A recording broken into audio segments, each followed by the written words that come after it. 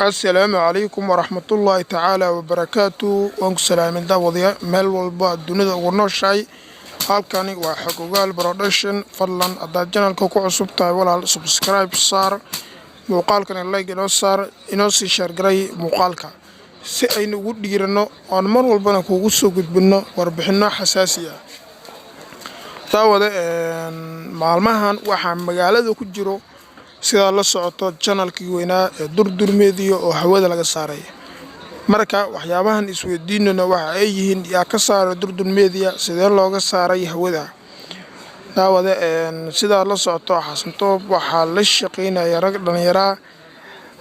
dhalinyarada ayaa waxay suubiyeen channelkii Durdur Media ee wada garanayseen in ay hawada ka saaraan sidaasna lagu waayo 300,000 views 3,000 muuqaal 200,000 subscribe 8 milyan views marka daawada intaas dhacday oo subscribe-kii wixii oo dhan wada qasaareen ninka Xasan Toob ahayna YouTube-kii laga xiray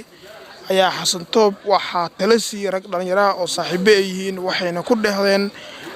saaxiib hadaad channelkii rajo ka leedahay dadka channelkaada jabsaday oo sidaasina yeelay waxaad suubisaa maxkamad saar dacwey xabsi hal geliyo sida darteed Xasan Toob isma waaleen wuxuu tagay saldhigga Waaberi wuxuu dacweeyay raggii la shaqeynayay iyo raggii oo ku tuhmayay in ay ka dambeeyeen arintaas fooshaxun Xasan Toob ayaa ku andacoonaya in YouTube-kaas oo hawada ka saaray ninka lagu magacaabo nidaamiye oo ahay shaqaalaha Durdur Media kana tagay maalmihii u dambeysay saacadii u dambeeyay ee Durdur Media hawada ka bixirtay dadka kale oo ugu shakinaya Xasan Toob oo leeyahay YouTube-kaygu xiran waxa kamid ah Nur Weershe Fartun Balbalaarka Jamuni intaas uu ku andacoonaya in ay YouTube-kiisa hawada ka saareen iyo ninka lagu magacaabo Ismaaciil Xaaji marka intaas dhacday isla markiiba waxa suuqa soo galay in Xasan Toob uu xiray raggii ugu tuhmayay in ay ka dambeeyeen arinta fooshaxun ee ku dhacday YouTube-kiisa Xasan Toob markii raggii xabsiga oo galiyay la xiray ayaa la weydiiyay sababta iyo wuxuu raggan u xiray oo u xirayo ayaa la weydiiyay markaas uu ku yiri aniga raggan YouTube-keygii oo aan ka qaadan jiray bishii intaas $1,000 ayay hawada ka saareen waana meesha kaliya aan ku ganacsado ganacsigeygana waa dareemi kartaa oo dhaay qofkii ganacsigaada ka foodeeyo ama dib ka gaarsiyo waxaad kula dhaqmi lahayd inaad xabsi geyso ama inaad si u yeesho marka raggii xabsi ayaa la geliyay markii sidii xabsiga loo geliyay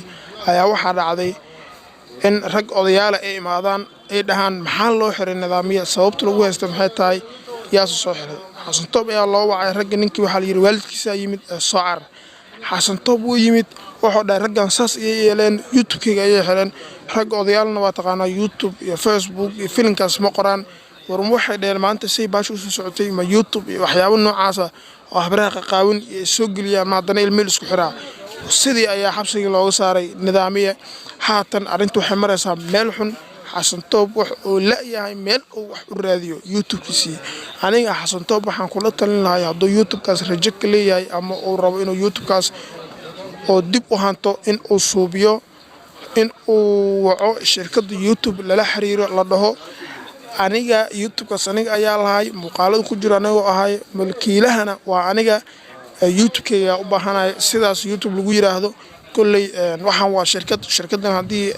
afgarad iyo xasaas faantaan caadi ku fasaxaysaa marka aniga waxaan dhiilahay Xasan Toob shirkadda u tago la xiriiro waxaan dhaho YouTube-kaas ayaa iga maqan oo laga xiray marka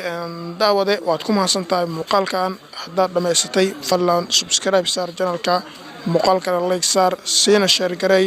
waxaan halkan soo gali doonaa warbixino aad iyo aad u fara badan oo aad ka heli doontaan insha Allah